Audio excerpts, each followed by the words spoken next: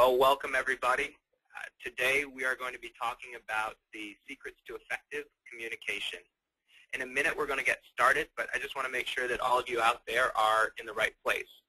This live broadcast today is brought to you by the Center for Christian Life Enrichment. Today's date is July 13th, Wednesday, 2011.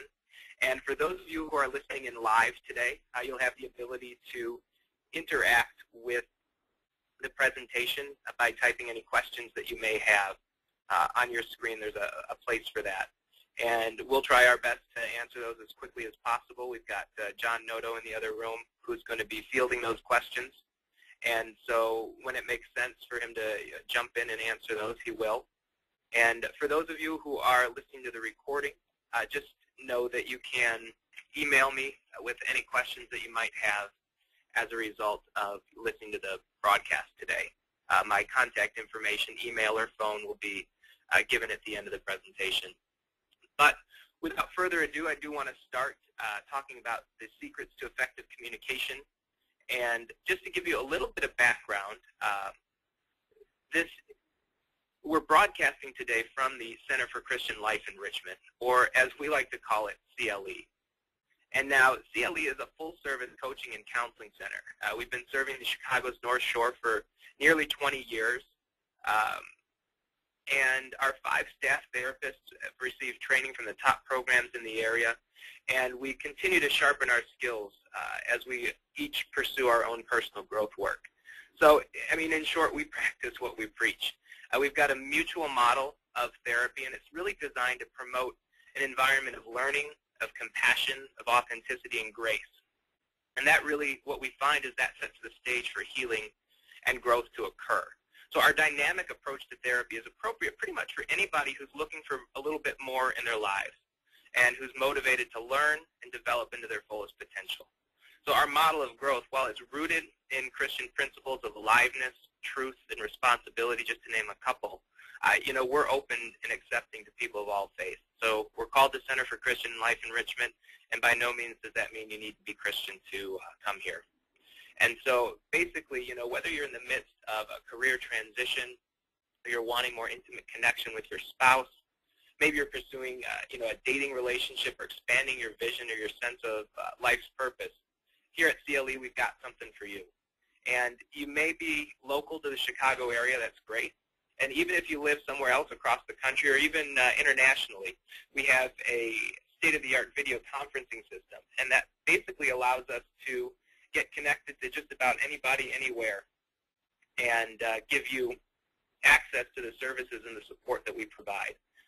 And so a little bit about me. My name is Andrew Mercer, and I've personally been at CLE for just under 3 years. And in that time, I've begun to develop a dynamic, thriving, and exciting practice. And the base of my work is in supporting clients to really develop their sense of, voice, their sense of presence, and to wake them up to this sense of intention as they begin to identify what their hungers for more are in their life. And what I find most often in my work, regardless of the place that a person enters therapy, there's always room to grow, and there's always room to communicate more effectively. In fact, that's usually the place where we spend most of our time working, is to develop a person's capacity and ability to say what's on their mind. And, to do so in a way where they're heard, where they're understood, where they have this sense of feeling accepted and responded to for one another, or by one another. And so what I want you guys to do now, as we're talking today, we're going to be talking about the 3 keys of effective communication, or the 3 secrets to effective communication. So what I want you to do is to close your eyes for a moment and just imagine. Have you ever been the center of a conflict that you really weren't even aware of starting? Or have you ever reacted to or responded to a person in a way that was more intense than the situation called for? You may even be a little bit like me, and you spent a lot of time guessing and anticipating how someone's going to respond without really checking it out.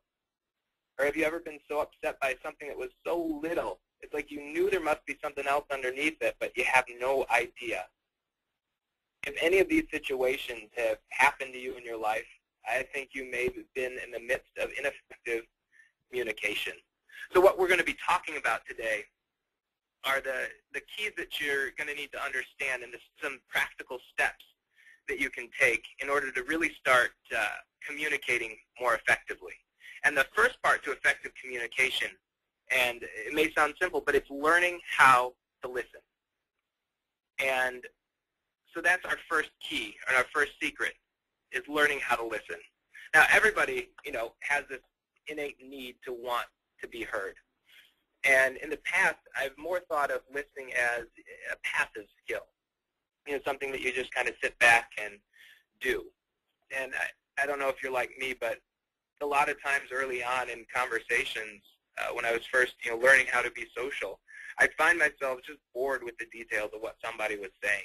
And kind of curious, too. It's like, how could this be so boring? It's like I wondered if other people felt the same way, when I was telling a story. Were they checked out, too? I sure hope not. I know I was only nodding to be polite. I hope they weren't doing that, too. And so I know that's what I do. And, I don't know if this ever happened to you, but there are times where I get caught with my uh-huhs didn't really match what the other person was saying, and be kind of embarrassing. But it's because I was seeing listening as a passive role instead of finding ways to engage and create satisfaction for myself, even if I was just listening to the other person. So what I started working on and developing was this skill to really see that listening is an active and engaging process. And it's a part of a conversation that once you begin to notice and engage with the conversation, you really start to see that there's two levels of communication that are going on at any one given time. So the first part of transforming listening from a passive to an active act is going to be to seek the engagement and orient to aliveness in the conversation. And so then some tools that you'll start realizing is you'll start noticing verbal and nonverbal communication. And so think of the last conversation that you've had with somebody. Maybe it was a coworker, maybe an employee, a friend, a spouse, or the coffee person at Starbucks. Did their nonverbal and verbal communication seem to match? If it did, what did that communicate to you? Say the person making your coffee in the morning had a perky, energetic tone. They looked you in the eyes and they said, "Have a great day." You might be more apt to believe what they're saying. It may come off as actually being sincere than if they were, kind of in a rote manner sort of said, "Well, have a good day." That, though the words are there, the tone behind it is very different. And so imagine you're in that place, and imagine how you might feel if you're listening to that. Imagine in the first scenario, you might feel a little more energetic. That person may have just made your day. And then, kind of the energy or the spark that you needed, much more so than the caffeine that you were buying. But imagine then you're also in the second situation or the second scenario where their verbals and their nonverbals don't match. You might be kind of confused or put off or angry or just puzzled. It's kind of off-putting.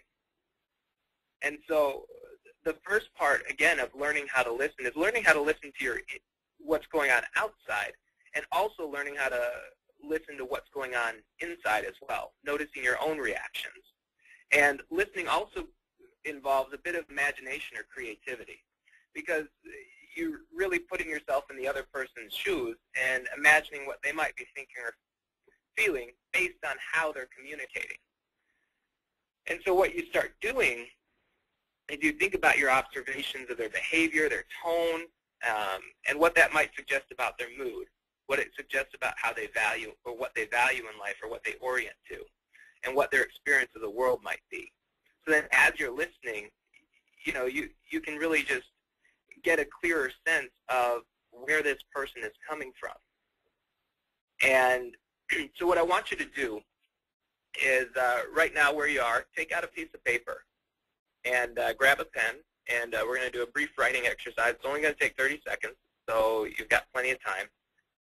But what I want you to do is imagine that you've just had that interaction with the person at Starbucks. Let's call her Julie.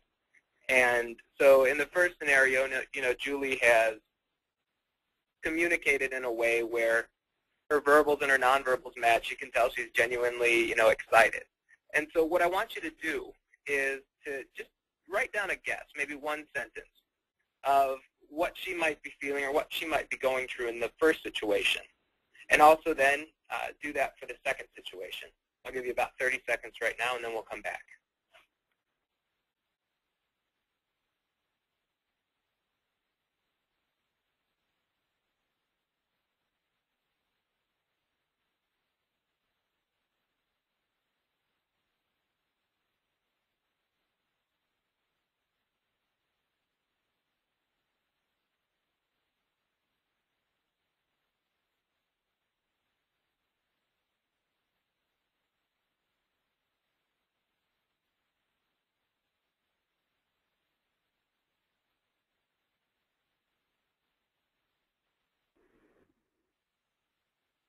All right, well, come on back now. And you may not realize this, but what you've just learned or what we've just practiced is that first secret to effective communication and learning how to listen. And it's learning how to listen with more than just your ears. In fact, once you really get good at this skill, what you start realizing is it activates your entire body. It really requires you to activate your heart and notice how you're feeling and responding based on what the other person is saying. But it also, you start getting good at seeing how the person's tone might be related to how they're feeling, and a little bit more beyond just their nonverbals or their verbals.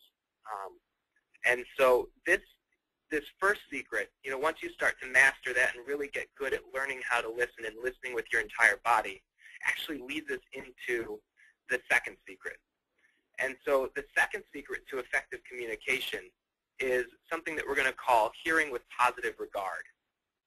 And basically, positive regard was a concept that Carl Rogers developed, and he was one of the early humanistic psychologists.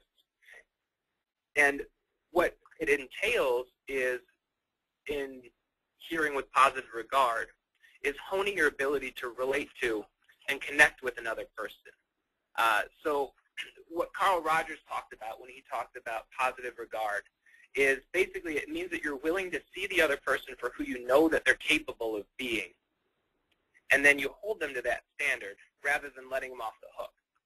And so that might mean, that there's times when you're gentle in your communication. You might be able to sense that a person's being too hard on themselves, or maybe you find yourself in the opposite situation where you find you need to be firm with them if you sense that they're trying to get away with something or dodge. Now, we're briefly going over this. Carl Rogers spent a lifetime of work and research and study trying to, just dig deeper and really understand this concept of unconditional positive regard. So it's not something that we, can do in our broadcast today, but for our purposes, I just want you to be aware of this concept and be aware of what this concept looks like in the real world. And so to do that, I really want to ground this idea of positive regard with a story. And so just this past weekend, it's funny, I was preparing for this broadcast and thinking, what was I going to talk about? And just this situation fell into my lap, and I was at a leadership meeting for a group that I'm involved with. And I noticed I really didn't like where the conversation was turning. We were going, I don't know if you've been in this situation before, but we were going deeper and deeper down this rabbit trail. We were lost in the details, the minutia of planning out the logistics of a specific event, and really losing sight of the overall vision and direction of where we were leading our group. And it honestly, it got to the point where we were absolutely deadlocked. We were at a standstill. Nobody, wanted to really budge from where they were. And so, as I often do, I took the role of mediator. I started, practicing the first and the second secret to effective communication, where I really started listening to what was being said, and I was trying to hear with positive regard as well. I was noticing what I was feeling as the entire meeting was going on. I noticed I was getting angry. I noticed I was feeling scared. I noticed I was feeling sad as well. I think I was angry. I wanted the argument resolved. I wanted to move forward. I was scared that we weren't going to resolve it. And then I was also aware of feeling sad that we were losing sight of the overall goal and the mission of our group. And what I also started to see, though, was that behind each member's stubbornness, there was also a fear about stepping into the unknown. And that fear was really keeping them from having this open mind, or really keeping them from hearing the other person with positive regard. And so again, positive regard is that sense where you kind of look beyond the stuff that somebody's doing and you see them for who they are. And so in a sense, in this meeting, like saying yes or no to this event would have the ability to shape the direction that our group was headed. In the short run, it was a small decision that, might not have made a difference either way, but in the larger context of things, it was really shifting the focus of, being a group that met once a week to being a service-oriented group. And so in this meeting, I was not only keenly aware of what was being said, I was aware of the ways that other people were talking, and it was cluing me into how they were feeling. And in addition to their stubbornness and fear, what I could also sense was this deep level of caring that each member had for the group. There was this caution or this carefulness that people had where they just wanted things to go well. And I found that really inspiring. I was inspired to notice that the direction of the group mattered to everybody, and that they were involved, and that the argument was coming from a position of care and concern. They were wanting the group to be its best and to do what was best. And so from that vantage point, being able to hear their comments with that positive regard of where they were actually coming from, instead of just stopping at their stubbornness, I had a much better ability to get a deeper sense of what was exactly being communicated. And it was so much more than just hammering out the logistics of the event. It was seeing how people were talking to one another. And being able to follow those first two secrets of effective communication allowed me to form this opinion. And if you'll notice, so far in this interaction in this meeting, I really haven't started to talk or to speak. And you may think communication is you got to be talking, but actually the first two steps in communicating effectively are actually listening. And now the third secret that we're going to talk about is going to combine the first two. So we talked about, the first thing, learning how to listen, and learning how to listen with your entire body. The second secret that we talked about was hearing with positive regard. And so the third secret that we're going to talk about is to be responding in wisdom and in truth.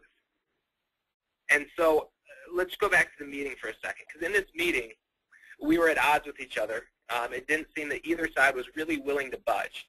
At one level, they were communicating at a surface level, but they were really doing so in a manner that was ineffective at addressing what was going on underneath the table, so to speak. Everything that was going on above the table was said in a nice, polite manner, yet underneath the table, we were kicking each other in the shins. And so, again, the third secret to effective communication is learning to listen with your whole, in addition to learning to listen with your whole body and learning to hear with positive regard, the third secret is learning to respond in wisdom and in truth. And so, up until this point in the meeting, I'd gotten all the information that I needed, and I began to speak and direct the conversation.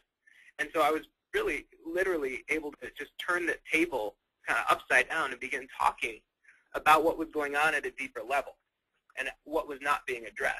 I talked about how I was feeling angry, about what I was scared about and how I felt sad, and how I wanted us to use our time to focus on the vision for the group and not to be squabbling over the details. What I did in responding in wisdom and in truth was that I chose to engage the conversation at what we call a process level. I was aware of what was being said at a content level. We were talking about the dates and the figures and the facts and logistics, and was moving to the process of how the conversation was happening, how the situation was developing. And what I noticed was this really started to drive the meeting forward. And everybody started to open up and communicate more at a process level. So that's actually one of the kind of the hidden secrets in this third secret of responding in wisdom and truth, is learning the language of process, or learning to see the world at a process level. And at CLE, the shorthand for this, we call it process and content. And so, we'll talk all the time in sessions. Couples will come in and having, marital conflict, and we'll talk about process and content. Somebody will be telling a story about this argument that they're having with their friend, and we can relate it back to process and content. It's a powerful tool that we have that really shows the, how to communicate a lot more effectively to get to the heart of the matter instead of staying in the head of the matter. And so what you'll be able to do once we start putting all these pieces together, the process and the content, the content, we've touched on it a little bit before, but content is basically, it's communication that's really concerned with the facts, the figures, the knowledge, the ideas, the beliefs, or the rules. And so we kind of call this communicating at a head level. And things are basically just your neck and above is activated. So then process, on the other hand, activates the rest of your body. And that's based much more on what you're feeling in the moment, the truth of the situation that's going on. We call this communicating at a heart level, or heart to heart. And both are important. Content and process are both extremely important. But what we find is that most people, without a lot of training, or just kind of how you've been raised, are a lot more comfortable expressing out of this content place, or this head place, instead of really getting into your feelings and expressing. And so, again, the process level communication is concerned with hows. Content deals with the question of what, but process deals with the question of how. So process would ask, how are people feeling? How is the conversation going? How is what's being said? How are people responding to one another? Are they responding to one another? These questions of how start to form the basis for doing deeper work. These how questions really allow you to start honing in on what's really going on in any given situation. And so, the next time that you're at a business meeting, that you're at your weekly staff meeting, that you're meeting with a friend, that you're, in a group of people, if you're with friends out at a restaurant or something, you can start asking yourself these how questions of how this situation is, going the way it's going. And so while both process and content are important, process is really what leads to the heart of the matter. So now back to this meeting, because as you can see, as I've started to really activate and engage on these three secrets of effective communication, what you'll notice is, I took the time to listen and really listen with my entire body. I took the time to hear with positive regard, to hear what people were saying, beyond what they were saying. And now that I'm learning to respond in wisdom and in truth, the meeting starts to drive much, much faster forward. And so in this meeting, once we begin to communicate at a process level, literally the content of what we were talking about clears itself up. It's kind of amazing.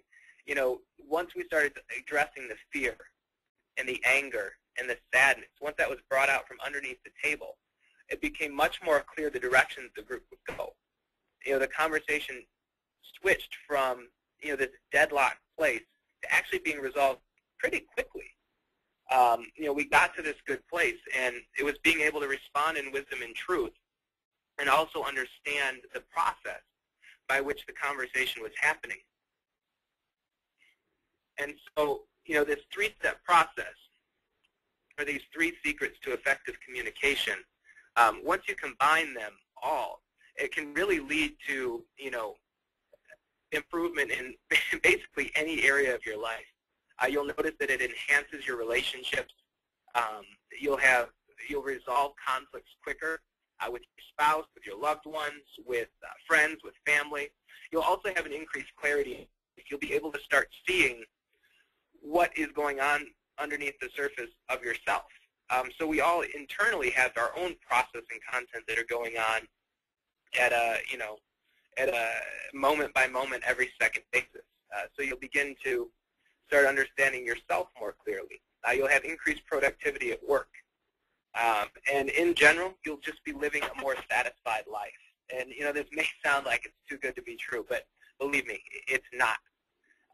The only stipulation, the asterisk that I'll put next to that is you're going to need support, and you're going to need practice in really learning how to apply these skills. Now, you've been, listening to the broadcast here for the past 25 minutes, and, we're basically just doing the flyby of these concepts. Like I said, each one of these concepts we could spend hours and hours really doing exercises and working on, and almost you could spend a lifetime doing this. And so opening up yourself to applying these skills in your life is really going to take you from living, your life on the sidelines to living your life playing the game, being in the game on a moment-by-moment basis. And what you start finding is that once you start opening yourself up to listen to your whole body and to really hear the other person with positive regard, and once you really begin to respond in wisdom and truth by paying attention to processing content, you decided to live your life in the here and now. And as you step into your growth work, what you'll see is that on a moment-by-moment basis, you are choosing the quality with which you live your life. And it's based on how you choose to view the world. Now, these powerful forces of process and content that run so much deeper than just names and places and facts, there's a real power of process that living in the here and now holds. And being able to harness this new level of understanding and awareness holds the key to effective communication. And as long as you're following these keys and these principles, you'll find yourself being more satisfied and having more enjoyment in your life. Well, it's kind of like regardless of where you are or even who you are, I think we can all agree that in this case, what we're talking about, too much of a good thing is, well, actually a good thing. Who wouldn't want to be more satisfied or have deeper levels of enjoyment in their life? So what I would urge you to do is to give us a call here at CLE. For tuning into the broadcast today, I'm offering a complimentary 30-minute consultation where we'll talk about what you've learned during the presentation today. We'll dig in a little bit deeper around learning how to listen. We'll talk more about hearing with positive regard, and we'll really start to understand the mechanics of how you start responding in wisdom and in truth. And so we're going to also take that time to evaluate how well you communicate. We're going to outline some practical next steps that you can take and ways that you can always be improving. So, if you've got any questions and you want more information, my contact information is on the screen. Feel free to give me a call or send me an email. And I just want to thank you so much for tuning in today.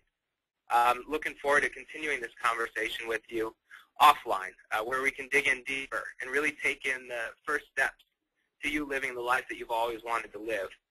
So from all of us here at the Center for Christian Life Enrichment, thanks for tuning in to the secrets of effective communication, and I hope you have a great day.